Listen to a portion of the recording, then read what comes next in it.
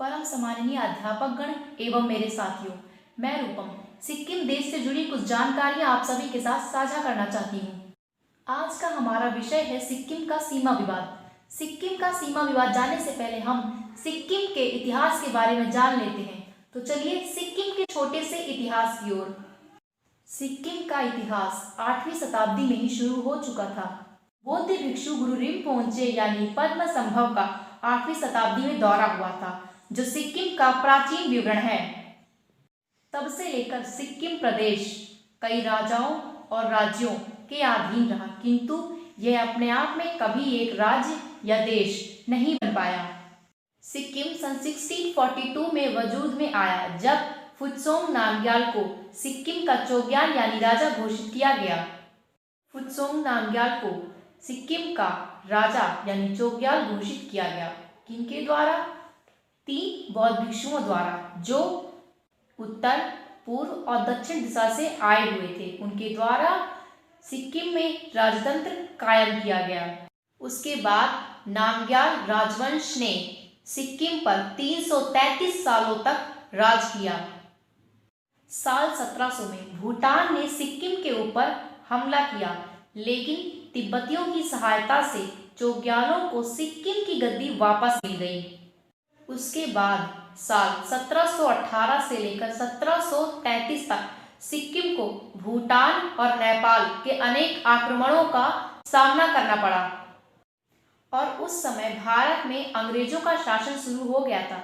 इसलिए सिक्किम ने अपने प्रमुख दुश्मन नेपाल के विरुद्ध जाकर अंग्रेजों के साथ हाथ मिला लिया और कुछ समय बाद नेपाल ने सिक्किम के ऊपर दोबारा से आक्रमण किया और सिक्किम सहित उसके कई भागों को कब्जा कर लिया, जिसके कारण ईस्ट इंडिया कंपनी ने नेपाल पर चढ़ाई की, जिसका परिणाम 1814 का गोरखा युद्ध हुआ।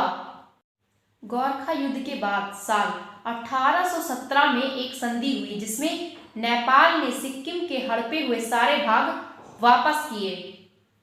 लेकिन इसके बाद अंग्रेजों की कूटनीति सामने आई। अंग्रेजों ने सिक्किम के मोरन प्रदेश पर कर लागू कर दिए थे, जिसके कारण अंग्रेजों और सिक्किम के बीच कड़वाहट शुरू हो गई थी। साल 1841 में 2 अंग्रेज अफसर सिक्किम के पर्वतों में बिना इजाजत के जा पहुंचे। इन दोनों अफसरों को सिक्किम की सरकार ने बंदी बना लिया, जिसके कारण अंग्रेजों ने सिक्किम पर हमला कर दिया तथा अंग्रेजों के अधीन सिक्किम को भारत में मिला दिया। उसके बाद भारत की आजादी तक सिक्किम के चोग्याल राजा अंग्रेजों के कठपुतले राजा बनकर रह गए।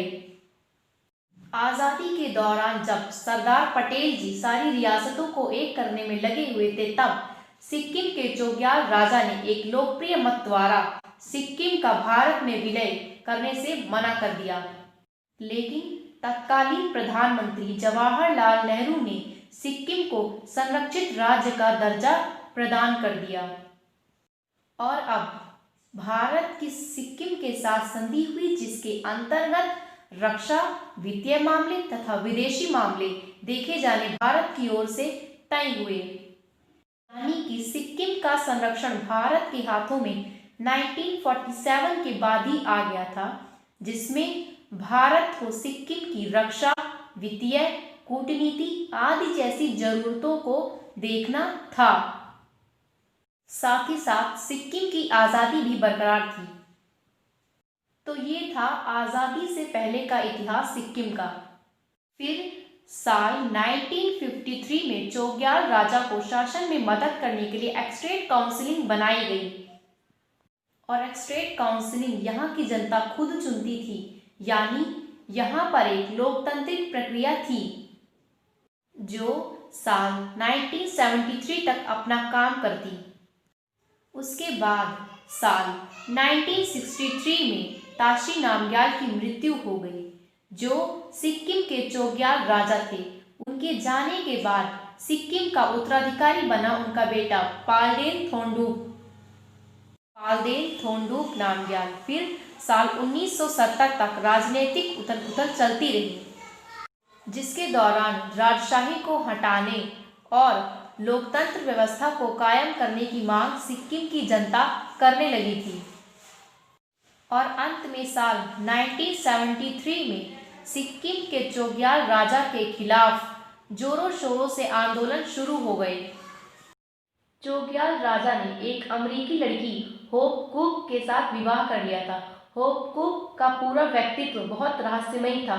वो चोग्याल राजा को भारत के खिलाफ भड़का रही थी, जिसके कारण चोग्याल राजा नेपाल गए, जहां उन्होंने पाकिस्तानी दूत और चीनी के उप प्रधानमंत्री से सहायता मांगी, क्योंकि सिक्किम के राजा का मानना था कि सिक्किम मेरा आजाद देश है और मैं अपना आजाद देश किसी को नहीं देना चाहता हूँ।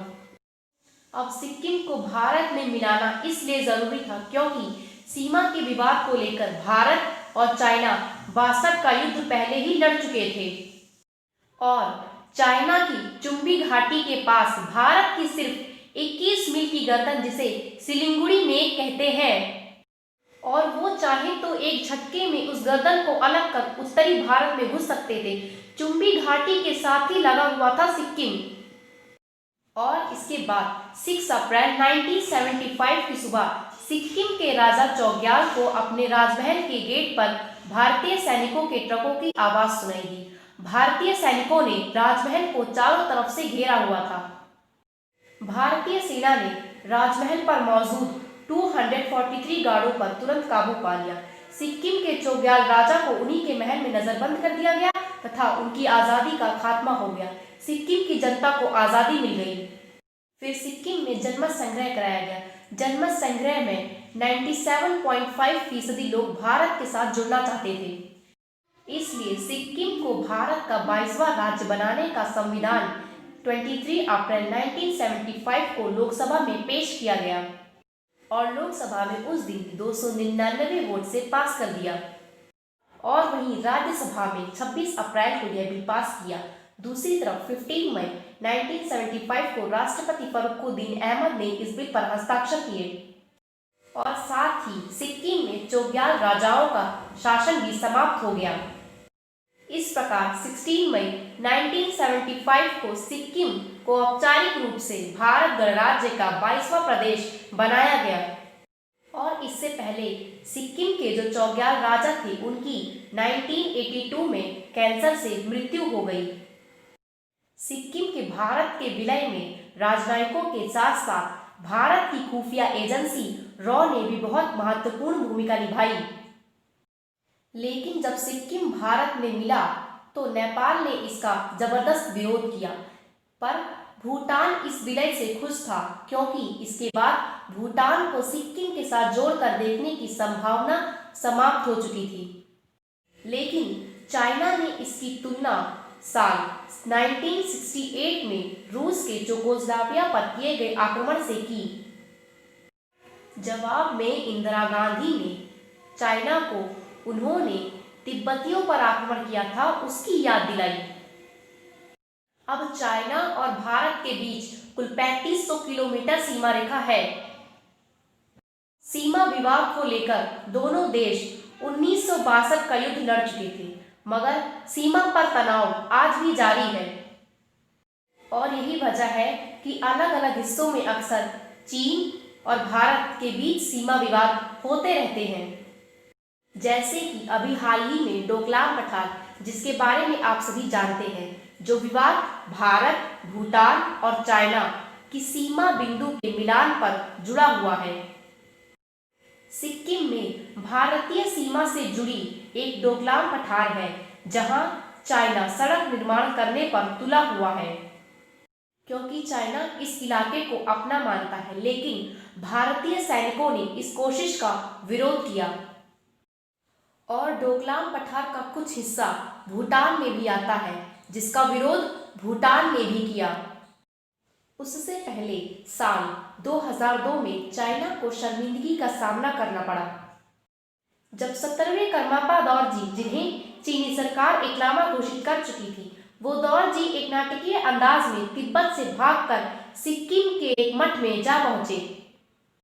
चीनी अधिकारी इस धर्म संकट में पड़ गए कि इस बात का विरोध भारत से कैसे किया जाए, क्योंकि अगर भारत से विरोध करे तो इसका मतलब ये हुआ कि चीनी सरकार ने सिक्किम को प्रत्यक्ष रूप से भारत का अभिन्न अंग स्वीकार लिया है। चीनी सरकार की अभी तक सिक्किम पर औपचारिक स्थिति यह थी कि सिक्किम एक स्वतंत्र राज्य है जिस पर भारत ने अधिक्रमण कर लिया है, लेकिन आखिरकार में चीन ने सिक्किम को 2003 में भारत के एक राज्य के रूप में स्वीकार लिया और बदले में भारत ने तिब्बत को चीन के अभिन्न अंग के रूप में स्वीकार लिया, जिससे भारत और चीन के संबंधों में आई कड़वाहट में कुछ कमियां आई। चीन और भारत के इस महत्वपूर्ण समझौते के तहत चीन ने एक औपचारिक मानचित्र जारी किया जिसमें स्पष्ट रूप से सिक्किम को भारत की सीमा रेखा के भीतर दिखाया गया। इस समझौते के तहत चीन के प्रधानमंत्री वैन जियाबाओ ने और भारत के प्रधानमंत्री मनमोहन सिंह ने हस्ताक्षर किए और उसके बाद 6 जुलाई 2006 को हिमालय के नाथुला दर्रे को सीमावर्ती व्यापारों के लिए खोल दिया गया। तो इस प्रकार सिक्किम को भारत में मिलाया गया। सिक्किम के सीमा विवाद को लेकर आज भी भारत और चीन के बीच तनाव बने रहते हैं। धन्यवाद। मैं रूपम शुक्ला।